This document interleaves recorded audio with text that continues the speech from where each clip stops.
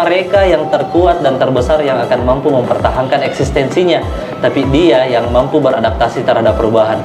Jadi persoalan siapa yang mampu beradaptasi, maka dialah yang paling kuat.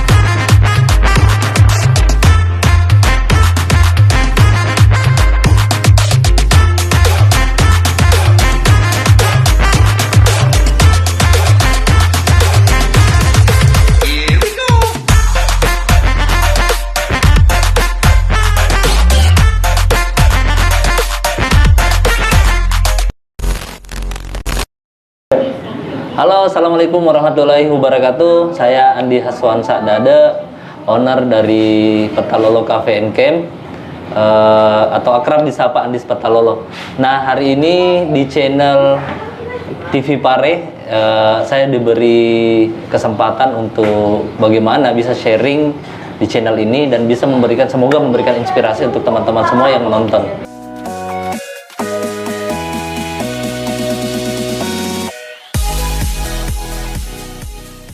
Nah, di awal saya harus memperkenalkan kenapa Petalolo Cafe and Camp ini bisa berdiri dan sejak kapan.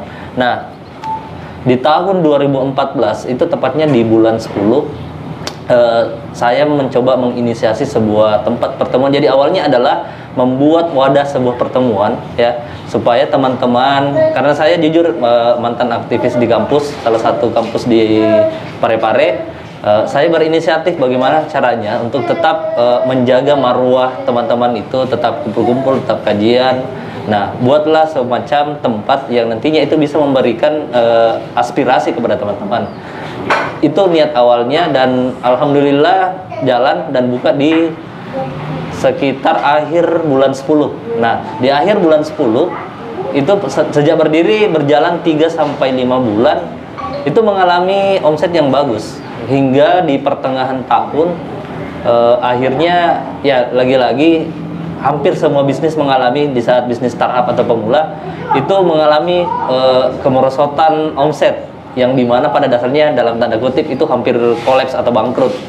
Nah, waktu itu saya sebagai owner waktu itu yang masih terlalu banyak mendedikasikan diri ke hal-hal yang bukan berbau entrepreneur tapi lebih ke kajian-kajian dan lain sebagainya, dan saya tidak pernah sama sekali berpikir tentang entrepreneur dan tidak sama sekali membuka bisnis ini dengan ilmu yang jelas tentang bagaimana membangun sebuah usaha.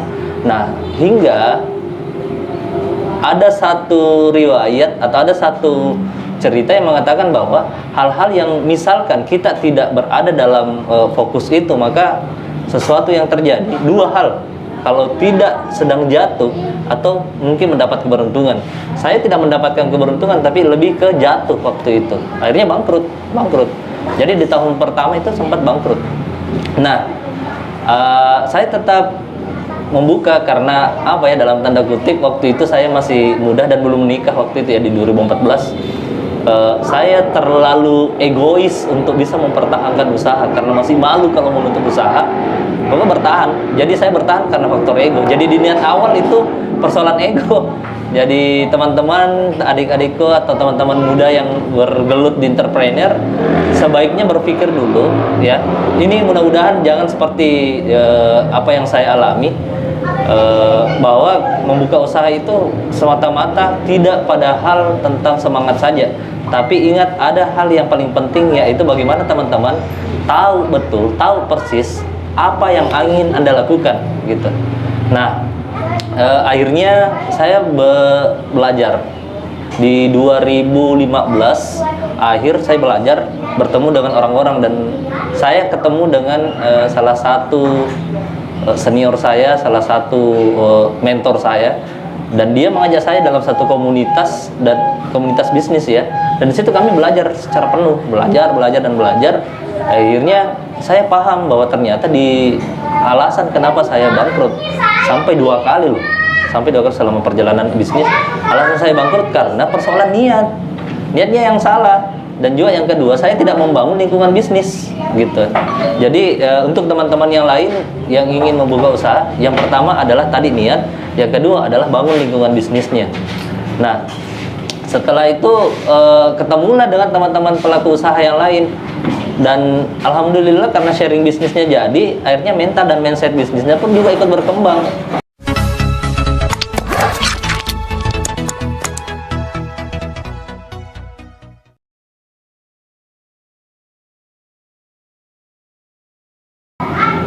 Jadi strategi bisnisnya sendiri, waktu di awal ya di 2014 saya tidak memainkan strategi apa-apa. Akhirnya ya di awal saya ceritakan bangkrut, terus di 2015, 16, 17 juga tidak melakukan strategi apa-apa dan bangkrut juga. Nah, di 2018 ada yang menarik. Jadi saya harus membuat sebuah strategi penjualan, bagaimana meningkatkan omset. Itu yang pertama saya rubah. Jadi namanya saya rubah, dulunya nama Bola Suruga, saya rubah menjadi cafe, Petalolo Cafe and Food Court. Jadi ada food court-nya. Jadi bagaimana caranya meningkatkan itu, kenapa strategi itu bisa terjadi?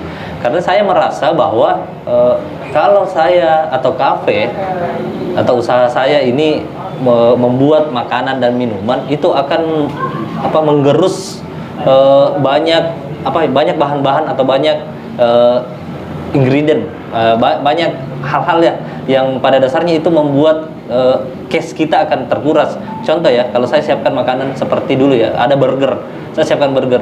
Itu burger ternyata di dunia kampus itu tidak terlalu worth it, di tempat ini tidak terlalu worth it. Pemesanannya agak kurang. Akhirnya roti, dagingnya, sayurnya itu cenderung cepat basi. Nah, bagaimana caranya mengakali? Ini sudah masuk ke wilayah strategi. Itu mau tidak mau saya saya cut untuk penjualan makanan. Jadi kafe hanya fokus pada jualan minuman. Terus saya membukalah atau membuka peluang bisnis yang lain ke teman-teman UKM, apalagi teman-teman pemula ya dalam berbisnis. Bilang, ayo gabung di tempat ini, saya bikinkan satu stage atau tempat, kalian jualan makanan, tapi makanan tok. Jadi saya kafe jualan minuman, teman-teman yang lain jualan makanan. Akhirnya cash saya tidak terlalu terkuras di tempat itu, dan penjualannya meningkat karena saya hanya fokusnya di minuman, dan teman-teman food court fokusnya makanan, yang dimana kita kadang melakukan cross selling. Jadi kita melakukan cross selling itu produk si A dengan produk kafe kita padukan.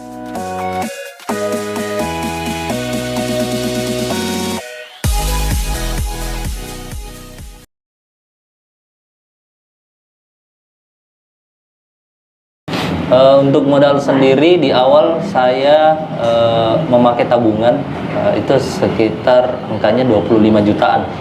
Dan itu sudah termasuk biaya sewa rumah dan juga membeli perlengkapan yang digunakan di kafe ini.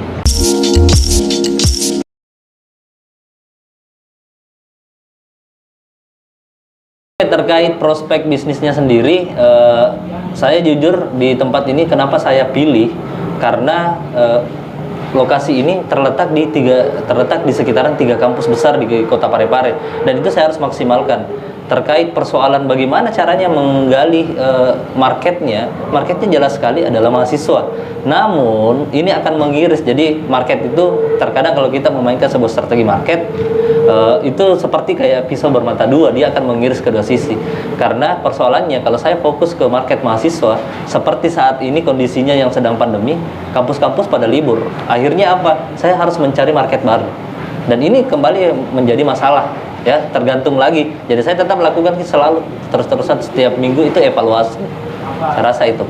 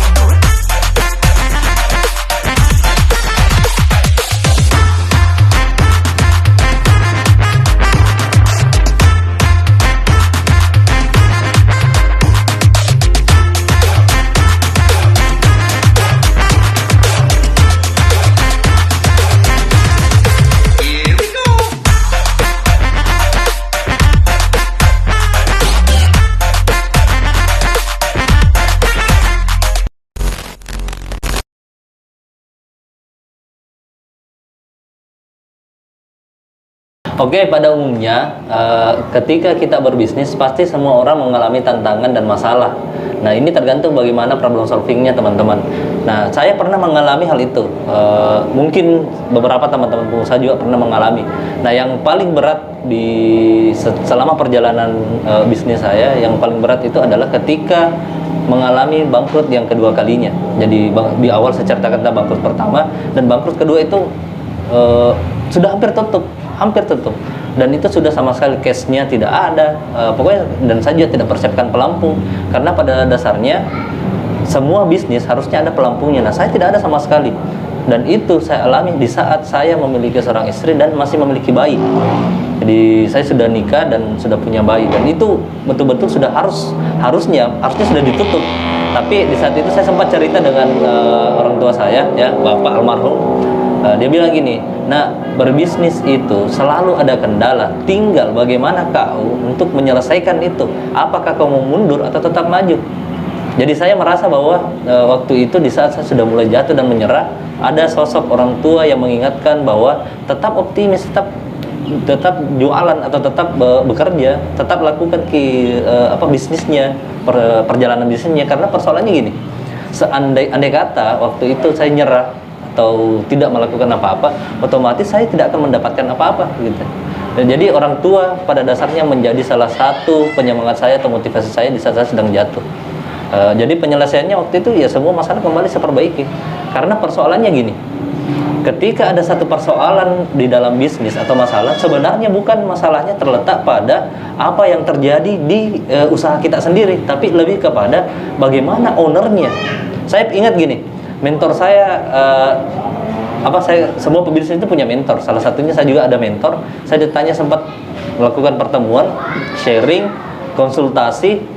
Saya katakan bahwa coach, saya punya masalah bisnis seperti ini. Saya jelaskan semua persoalannya, dan mulai saya bilang saya selalu menyalahkan tim saya, menyalahkan istri, malahan menyalahkan pembeli dan lain-lain sebagainya. Dan saya ingat sekali satu kalimat yang dikeluarkan oleh mentor saya. Dia katakan gini, Andis, bukan kesalahan pada bisnismu, yang salah adalah dirimu. Berarti setiap masalah yang terjadi dalam usaha adalah tergantung bagaimana mentornya, bagaimana ownernya. Jadi owner yang selalu disalahkan. Dan itu teman-teman owner harus siap. Karena kenapa? Kalau SDM owner saja tidak bisa berkembang, jangan harap usahanya bisa berkembang. Saya rasa itu.